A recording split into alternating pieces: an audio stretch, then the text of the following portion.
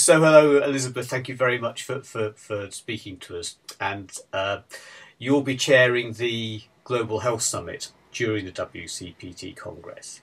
And I know we've done these before and you've chaired them before. So I wonder, first of all, whether you could just tell me a little bit about the Global Health Summit and their background and what they're trying to achieve. Wonderful. Well, thank you, Simon, for this opportunity. I'm absolutely thrilled. And on behalf of myself and my international colleagues, the evolution of the third physical therapy on global health has emerged from two previous. The first one was in Vancouver in 2007. That was followed in Amsterdam in 2011. And we're delighted that this has been accepted now for the third go-round in Singapore. What we did in the first one, Simon, was we put out the feelers, because what we were interested in terms of global health is the whole crisis of non-communicable diseases. These are not only devastating high-income countries, but are increasingly now the causes of premature death and disability in low and middle income countries. So we put out the feelers in Vancouver for the first summit. We attracted almost 800 people to that session. It was fabulous. And we reviewed the statistics, the epidemiological statistics regarding these nasty conditions that are both socially and economically burdensome. And we also looked at, well, what is physical therapy's role? And we realized that physical therapy is not just crunching backs and giving canes to people with stroke, that what defines us is that we're non-pharmacologic. We're evidence-based, and we also looked at the literature and what is the best intervention for preventing, reversing, as well as managing chronic lifestyle-related conditions. And lo and behold, it's non-pharmacologic, and that is what defines physical therapy and has done so for over 100 years. So that was a fabulous launching pad to get us going and to incite the troops to say, listen, we have a primary responsibility. That led to the second summit in Amsterdam. And what we did there, Simon, we said, right, we need an action plan. We had a smaller group of people. It was a fabulous methodology. We did something called the World Cafe, which is kind of dialoguing, but it's a bit more interesting than just somebody sort of scribing notes. It's a fabulous opportunity to really talk both across regions, because WCPT has very distinct regions that have cultural and language distinctions, as well as across stakeholders in the profession. Practitioners, educators, researchers, professional organization leaders, as well as policymakers and consultants. So we had to look at these various layers. And what we did in our action plan, we looked at, right, what's happening in regions, what's happening within each of these stakeholder groups. And it was a very exciting and a very dynamic. That summit was a whole day. And so we came up with a fabulous action plan. And I should actually send you the links to these because these are available online. And so that brought us to the third. And we said, right, what is going to be unique and different about the third? Because we just no point reiterating and reinventing the wheel. So we said, therapists want tools. We're convinced, we know what we need to do. We know we need to take a leadership role. So we need health assessment examination tools. We need evidence-based strategies and approaches.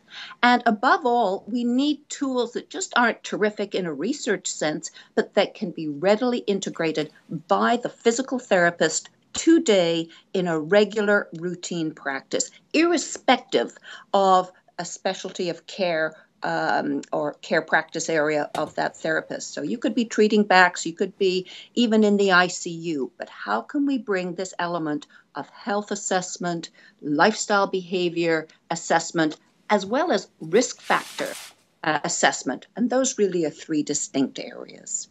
So that is where we are, and we're ramping up for Singapore. That's brilliant, Elizabeth. Can you still hear me? Are you all okay? Yes, I can. Great, brilliant. Could you just maybe then develop that a bit further? Could you just tell me a little bit about what's going to happen at the summit that's coming up, and maybe what you hope might be the outcome? Very good. This is now going to be a focus symposium session where we have a limited 90 minutes. So now we're going to kind of zoom back out to capture more people. And what we are emphasizing here, Simon, are the health-based tools. We're really going to go, each representative, we have a representative for each of the WCPT regions because we know there are huge differences. And what might be good in the Congo is not necessarily going to be fabulous in Denmark, and vice versa. So we really need to think about how can we actually now look across these regions, see what people are using, what could be using, what has been coming down the pike in terms of tools, and to sensitize awareness regarding these tools.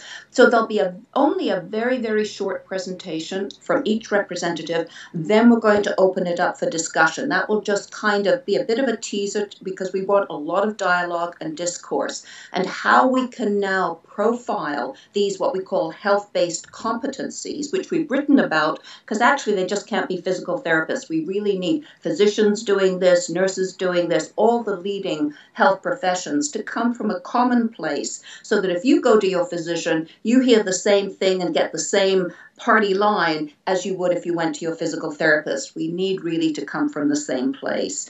So at the end of this, we are going to have a website that probably through WCPT, we have an avenue through them, or a blog where we can share tools. We just need this to be out to make it easy. People can just duplicate sheets, add them to charts, or have electronic files. So this is really now where the rubber hits the road, and we are providing the tools. Brilliant. And how do you, presumably this all fits in very well with the global emphasis now from the United Nations and other bodies on tackling NCDs. Presumably this very much dovetails with these global initiatives as well.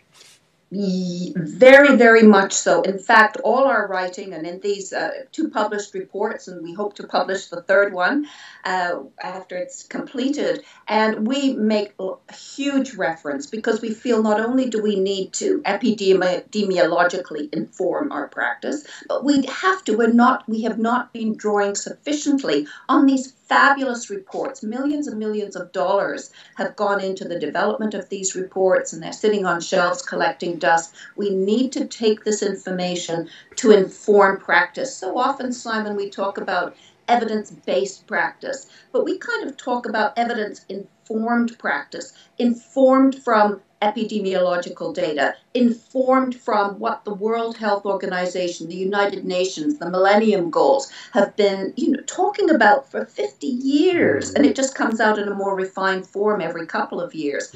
We need to integrate this into practice, and every nation these days has some position paper or white paper related to having, we've got to get serious about these. We've got to, we call it the ultimate knowledge translation gap. Everybody wants genetic solutions to these healthcare issues, when in fact, really lifestyle and non-interventionistic approaches has a lot to recommend it, and comes out, believe it or not, as when you look at evidence or practice guidelines, that often lifestyle behavior change is top of the list, such as heart disease, high blood pressure, stroke, and so on. Type 2 diabetes as well. Absolutely.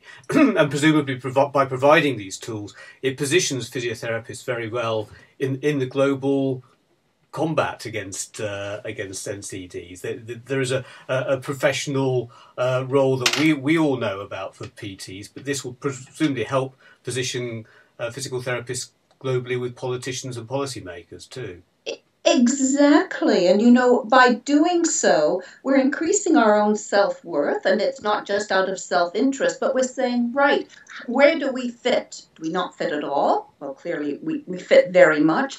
But I go around the world, Simon, I have this wonderful opportunity to travel a great deal and to say we need to take a leadership role. Maybe in 100 years this won't be the case, but right now, if you align physical therapists, non-pharmacologic, best practice NCDs, which our healthcare systems and our economies can no longer sustain, this sort of band-aid approach and treatment, to these very expensive cases, people ending up in emergency rooms and diabetic comas and heart disease, their myocardial infarctions and their strokes. This is not acceptable. In civil societies, when we have the knowledge to significantly reduce not only the mortality, but the morbidity, the illness, and the disability resulting from these conditions. And one last thing I'd like to say is that now in many countries, children are showing up with risk factors for these lifestyle-related conditions, high lipid levels, abnormal blood sugars, high blood pressure, obesity. So you can just see the tsunami is approaching. We have to get serious. And I'm so glad to have had an opportunity to share these things with you to get our profession even more fired up and taking responsibility for turning the curb on NCDs. We are too, Elizabeth. Thank you very much. Just before we go, can I just ask you about WCPT Congresses? You've been to a few in your time, presumably. I have. And how do you rate the experience? The experience, Simon, is phenomenal. I have been going really through the duration of my career. And I have to say, sharing with colleagues internationally gives a very, very different perspective. And it's this sharing which I think helps improve practice across the board. So it's not just the West is best and knows everything. We can learn so much from other countries and from their perspectives and the cultural dimensions, given that your country and mine and others are becoming much more multicultural.